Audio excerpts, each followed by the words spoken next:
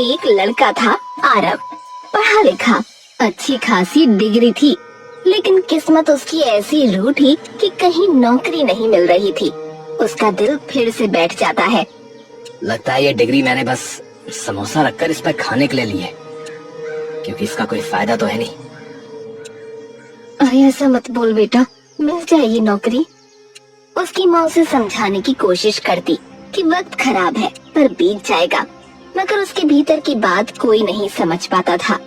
वो अंदर से हर दिन थोड़ा और टूट रहा था। बेटा हार मत मान, एक दिन सब बदलेगा। माँ वो दिन आता क्यों नहीं है?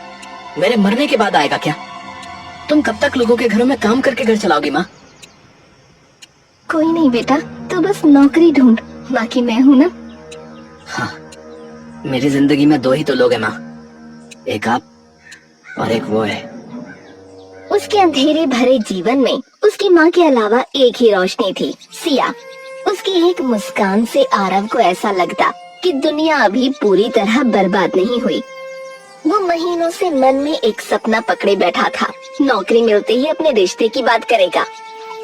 यार बस एक नौकरी मिल जाए, फिर मैं उसके घर जाऊंगा यार सीधा।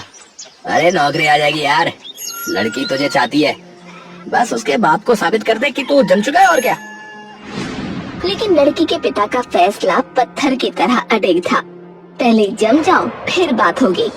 उधर घर की हालत बदतर होती जा रही थी। कर्ज ऐसे बढ़ रहा था जैसे कोई अदृश्य बेल उसके गले में लिपट रही हो। शायद भगवान अच्छी किस्मत में मेरा नाम लिखना ही भूल गए हैं। क्या करूं क्या करूं, कुछ समझ में नहीं आता है। कब तक ऐसे बैठा रहूंगा मैं? कुछ तो करना ही होगा, कुछ बड़ा। हालात खुद से नहीं बदलते। अगर मैंने कोई रास्ता नहीं खोजा तो सब कुछ फिसल कर खत्म हो जाएगा। घर की हालत दिन पर दिन ऐसे गिर रही थी जैसे कोई पुराना मकान बारिश में गल रहा हो। शांति जब घर के खर्चे का हिसाब किताब करने बैठी तो उसके हाथ कांपने लगे। अरब बेटा ये देख, इतने पैसे, हम कब तक ऐसे चलेंगे? कब तक उधार, कब तक इंतजार? माँ मैं कोशिश कर रहा हूँ माँ, मैं रोज 50 जगह जाता हूँ, पर क्या बेटा, पेट तो इंतजार नहीं करता। शांति रो पड़ी। आरव बस सर झुकाकर बैठा रहा।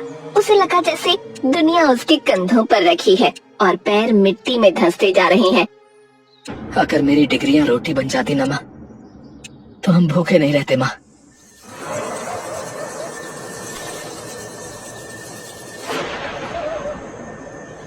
उस रात आरव करवटें बदलता रहा, पूरी रात सोचता रहा और फिर सुबह होने से पहले उसने एक फैसला कर लिया। ऐसा फैसला जो उसने कभी कल्पना में भी नहीं सोचा था। चाहे कितनी भी शर्म आए, मैं चाय की टपरी खोल लूंगा। पैसा कमाना है अब, चाहे जैसे भी आए।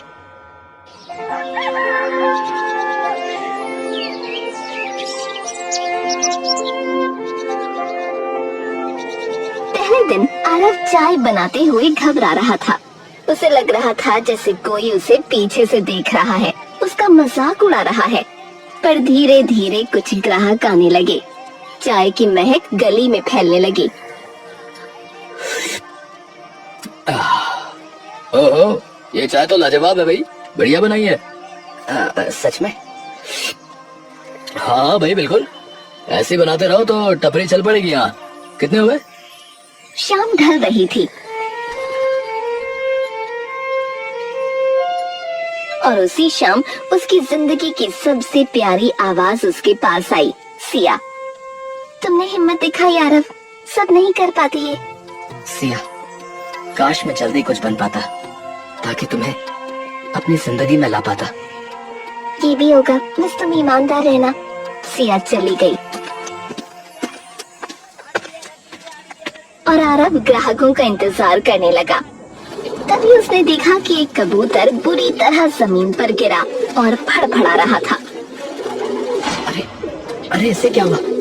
ओहो, अरे इसके पैरों में तो मांझा उलझ गया है।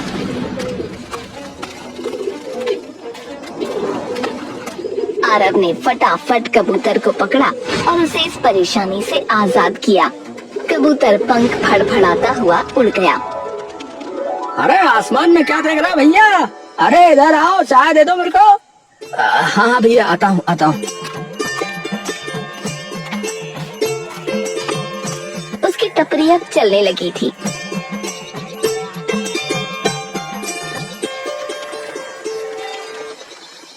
एक दिन उसने ठान लिया कि वो अब सिया का हाथ मांगने जाएगा।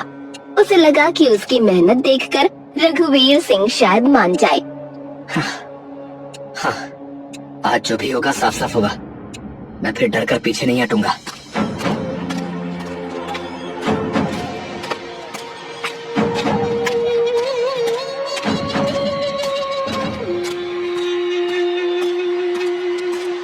वो सिया के घर पहुंचा। दरवाजा खुला, सामने रघुवीर सिंह खड़े थे। नमस्ते अंकल। मैं वो आपसे हमें पता है तुम किस लिए आए हो।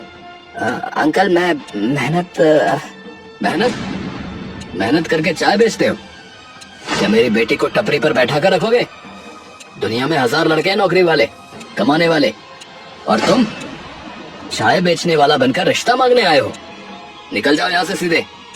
आरव ने कोई जवाब नहीं दिया और सर झुकाकर वापस चल पड़ा।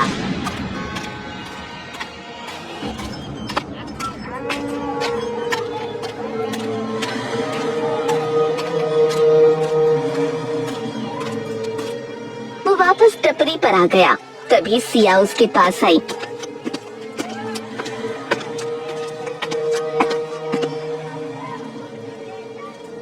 आरव, ये लो, इस पाउडर को चाय में डालना, इससे चमत्कार होगा, लेकिन किसी को बताना मत। लेकिन ये है क्या और क्यों? बाद में मिलती हूँ, बाय। वो कुछ बोल पाता इससे पहले ही सिया मुड़कर चली गई। उसे बड़ा अजीब लगा। क्या है ये? खैर जो भी है, अगर सिया ने दिया है तो इस्तेमाल तो करना ही है। उसने चाय में पाउडर की एक चुटकी डाली। खुशबू में कोई बड़ा फर्क नहीं था, पर कुछ तो हुआ था। पहला ग्राहक आया, रिक्शा चालक, जो अक्सर उधार चाय पीकर चला जाता था। अरे भैया आ रहा हूँ। अरे एक कड़क चाय दे दो भैया। हाँ, अभी बनाता हूँ। उसने कप बढ़ाया। ग्राहक ने पहला घूंट भरा और बोला, अरे ये चाय, अरे ये तो जन्नत है भैया। अरे आज तो दिल जीत लिया तुमने भाई। है? और हाँ सुनो, ऐसा है पैसे कर दूंगा। है? अरे ये ना करो, अभी दे दो। तुम वैसे भी बहुत उधार करते हो भाई। अच्छा चलो ले लो भैया, ले लो। तुम भी क्या याद रखोगे हाँ कि किस रिक्शे वाले से पाला पड़ा था।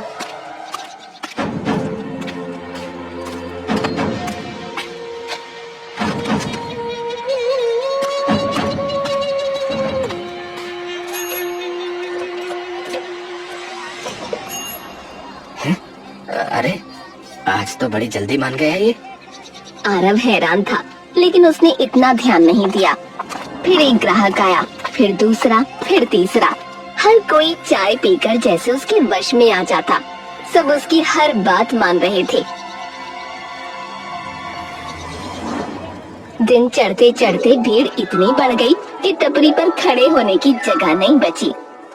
भाई क्या नुस्खा है तुम्हारे पास इतनी बढ़िया चाय बनाने का? है क्या सच में ये जादू है? आजमा कर देखता हूँ। दोपहर में वो अपनी माँ के गिरवी रखे हुए कंगन छुड़वाने दुकानदार के पास पहुँचा। उसने चाय का कप सामने रखा। आदमी ने घूंट लिया और आरव बोला, देखो ऐसा मेरी माँ के कंगन दे दो, बिना कुछ बोले। हाँ। दुकानदार ने बिना कुछ कहे कंगन दे दिए। धन्यवाद। आरव के भीतर हलचल थी, खुशी भी, डर भी। आखिर ये पाउडर किस हद तक वो लोगों को बदल सकता है? अब टपरी पर रोज भीड़ उमड़ती। इसी भीड़ में एक बूढ़ा रोज आता था। वो चाय नहीं पीता, बस दूर खड़ा होकर घूरता रहता था।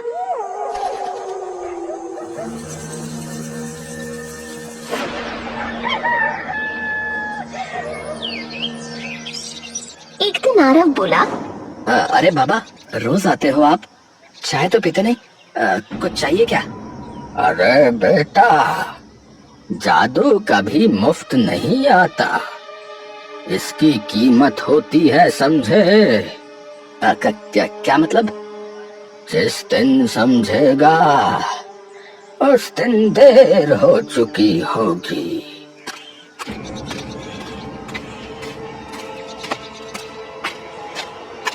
आरव का दिल एक पल को भारी पड़ गया, लेकिन उसने खुद को समझाया कि बूढ़ा शायद पागल है। अचानक उसे सिया की याद आई, क्योंकि तब से उससे कोई कांटेक्ट नहीं हुआ था। मुझे लगता है कि मुझे सिया के घर जाना चाहिए।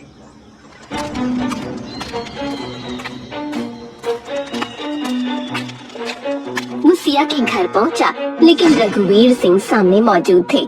क्यों आए हो? चाचा जी, मैं बस सिया से उसकी शादी तय हो गई है और आगे से यहाँ कदम मत रखना, समझ में आया? ये शब्द किसी हथौड़े की तरह उसके सीने पर पड़े। उसका दिल टूट गया। वो कुछ बोल ही नहीं पाया, सिर्फ सर झुकाए मुड़ गया। सब मिल रहा है, बस वो नहीं। पर क्यों? क्यों? अचानक उसके मन में एक विचार चमका। हाँ, अगर ये पाउडर किसी का नजरिया बदल सकता है तो रघुवीर सिंह का क्यों नहीं? मुझे बस मौका चाहिए, एक कप चाय और मेरी दुनिया बदल सकती है। कई दिन आरव मौका ढूंढता रहा। एक दिन शाम को आखिर किस्मत ने उसकी तरफ झुकना शुरू कर दिया। चौपाल पर रघुवीर बैठे थे। आसपास 2-3 किसान बातें कर रहे थे। आरव धीरे से उनके पास गया। अंकल, मेरे हाथ की चाय पीजिए एक बार। अरे मैंने मना किया था ना। अरे पीकर तो देखिए ना, पी के तो देखिए। अरे चल हट। अरे ले लो रघुवीर, लड़का इतना कह रहा है तो ले लो एक बार, मन रख लो उसका भी। ठीक है ठीक है, दे इधर। रघुवीर ने कप उठाया। आरव का दिल मानो उसकी पसलियों से बाहर निकलने को था। कैसी है अंकल? अजीब है पर अच्छी है। अच्छा, तो इसी बात पर क्या मैं आपकी बेटी से शादी कर सकता हूँ? हाँ हाँ, क्यों नहीं। वो भी तुमसे प्यार करती है और तुम मुझसे, तो मुझे क्या दिक्कत होगी भाई? आरव के कानों को जैसे यकीन ही नहीं हुआ। वो पलकें झपकाता रहा। रघुवीर की आवाज कानों में किसी सपने की तरह गूंजती रही। क्या इतना आसान था? क्या जादू सच में इतना बड़ा है?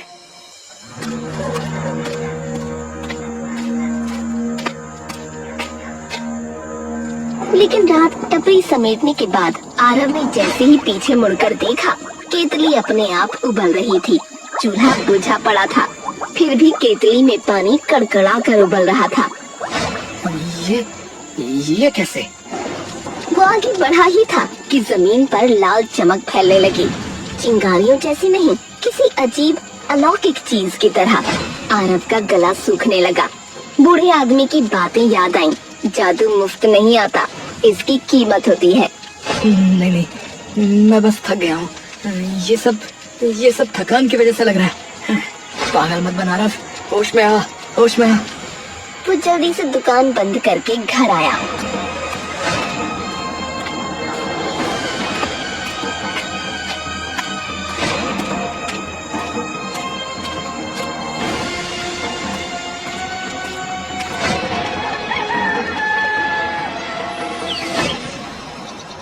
अगली सुबह वो पूरे उत्साह में सिया के घर गया। उसे लगा था कि आज वो पहले की तरह खुलकर उससे बात कर पाएगा। उसे सिया से पाउडर का छोटा रहस्य भी पूछना था। सिया, तुम्हारे पापा फाइनली हमारी शादी के लिए मान गए। देखो ना, मैं तो बहुत ही खुश हूँ। पर वो पाउडर जो तुमने दिया था, आखिर वो था क्या सिया? कौन सा पाउडर? अरे जो तुमने उस रात को दिया था डिब्बे में। अरे मैं तो कई दिनों से घर से बाहर ही नहीं निकली। मैं बीमार थी। उस दिन के बाद हम मिले ही कहाँ। आरव का दिल एक पल को जैसे थम सा गया। उसे लगा सिया झूठ बोल रही है, लेकिन उसकी आंखों में जो घबराहट थी वो झूठों की नहीं होती। सिया, तुमने क्या सच में मुझे वो पाउडर नहीं दिया? मैं कसम खाकर कहती हूँ, मैंने कोई डिब्बा नहीं दिया। मैंने तो किसी पाउडर के बारे में सुना तक नहीं। आरव सोच में पड़ गया, आखिर माजरा क्या है। तभी अचानक एक तेज सफेद रोशनी दोनों के सामने फटी। इतनी तेज कि आंखें बंद करनी पड़ी। उस रोशनी में से एक परी सामने आई। डरने की जरूरत नहीं आरव। हाँ, तुम कौन हो? तुम कौन हो? उस रात जो तुमसे मिली थी वो सिया नहीं, वो मैं थी। क्या? तुम्हारी प्रेम कहानी देखकर दुख हुआ था, इसलिए मैंने तुम्हें जादुई पाउडर दिया। पर क्यों? ऐसी परेशानियां तो लाखों लोगों के साथ होती हैं। क्योंकि तुमने मेरी मदद की थी। मैंने मदद की? मैंने कब मदद की भाई? कुछ दिन पहले तुमने एक कबूतर को बचाया था, वो मैं ही थी। है? क्या? हाँ, और इसीलिए मैंने तुम्हें ये जादू दिया। लेकिन याद रखना, जादू का इस्तेमाल कभी लालच के लिए मत करना। नहीं, मैं ऐसा कभी नहीं करूंगा। और आपका बहुत बहुत धन्यवाद। पर मुझे लाल चमक नजर आई थी कल, वो क्या है? हर बार जब तुम किसी को ये चाय पिलाकर उसकी मर्जी बदलते हो, तब तुम्हारी अपनी किस्मत का एक टुकड़ा कम हो जाता है। किस्मत का टुकड़ा? हाँ, इसी वजह से लाल चमक दिखाई देने लगी। केतली खुद उबलने लगी, साई दिखने लगे। जादू कहीं से नहीं आता आरव। इसकी कीमत हमेशा किसी की किस्मत से चुकाई जाती है। वो कहावत सुनी है ना तुमने कि इस दुनिया में कुछ भी मुफ्त नहीं है। आरव सब समझ गया था, लेकिन अब लालच अपनी जड़ें उसके दिल में जमा चुका था। उसके भीतर एक अजीब सा नशा पल रहा था, सब कुछ पा लेने का नशा। अच्छा हुआ आपने मुझे ये सब बता दिया। मैं आपका बहुत आभारी हूँ। मैं भी, क्योंकि आपने हमें मिला दिया। चलिए इसी बात पर चाय हो जाए।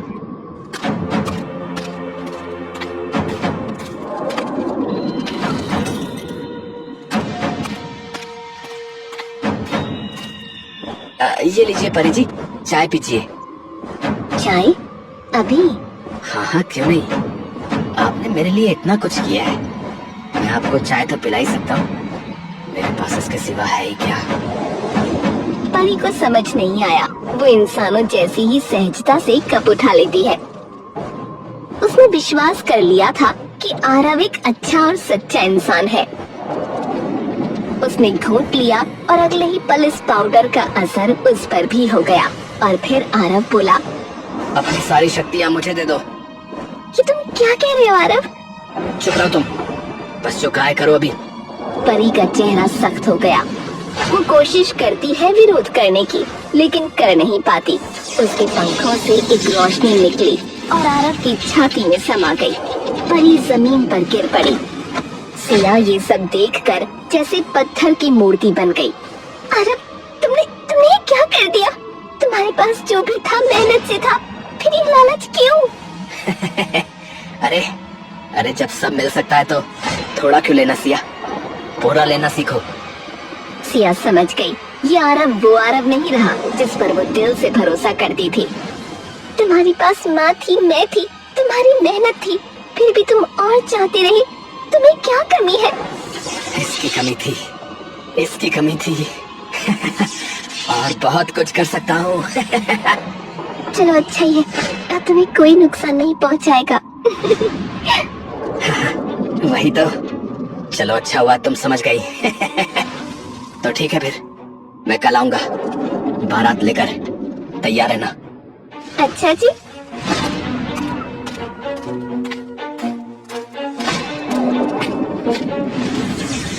परी के जादू से अपने घर की जगह सचमुच का महल खड़ा कर लिया। वो अमीर हो गया, माँ को भी तंदुरुस्त बना दिया और अगले ही दिन बारात लेकर सिया के घर जा पहुँचा।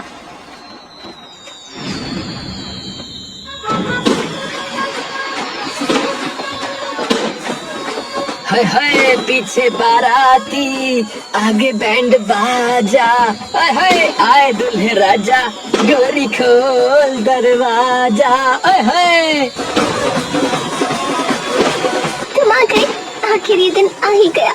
हमारे यहाँ की रस्म है, हम दूल्हे को दहलीज पर हल्दी वाला दूध पिलाते हैं।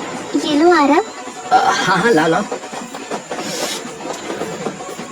अरे अरे ये तो चाय है। सिया का चेहरा एकदम बदल गया और वो बोली, मैं कल तुम्हारी टपरी पर गई थी और वहाँ से वो पाउडर ले आई। पाउडर ले आई? पर क्यों? ताकि तुम्हें सबक सिखा सकूं। अब परी की सारी शक्ति वापस कर दो आरव।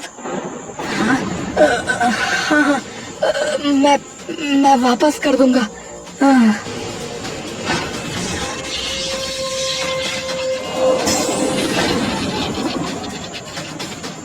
जादू का गलत इस्तेमाल करने की सजा बहुत बड़ी होती है आरव।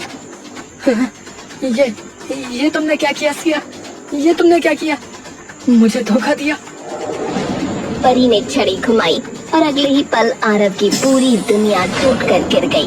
महल गायब हो गया, अमीरी छिन गई, टपरी सूनी हो गई और दुकानदार कंगन लेने आ पहुंचा। अरे बिना पैसे के कंगन कैसे ले गया तू? वापस कर। वो घर पर है, घर चले जाओ। मुझे माफ कर दो। हाँ जरूर जाऊंगा, और अगर नहीं मिले तो जेल कराऊंगा तुझे, समझ लेना। मुझे लगने लगा था कि मेरे पापा गलत है, पर शायद वो सही थे। तुम लायक नहीं थे आरव, न मेरे न खुद के। अरे मुझे माफ कर दो सिया, मुझे माफ कर दो। मैंने बहुत बड़ी गलती कर दी, सच में। अरे तू यहाँ क्या कर रहा है बे? निकल यहाँ से। जाने क्या नशा दिया था तूने मुझे, हैं? जो मैंने हाँ कर दी तुझ जैसे भिखारी को। अरे मेरी बात तो सुनिए। अरे अपनी ये बारात लेकर चला जाए यहाँ से, वरना पुलिस बुलाऊंगा, समझ गया? चले जाओ आरव। आरव की माँ कुछ न बोल सकी और खड़ी तमाशा देखती रही। अचानक वो छाती पकड़कर गिर पड़ी। माँ। गरीबी में जीना मुश्किल है, लेकिन ऐसी बेइज्जती और बदनामी के बाद नामुमकिन। तूने बहुत गलत किया बेटा।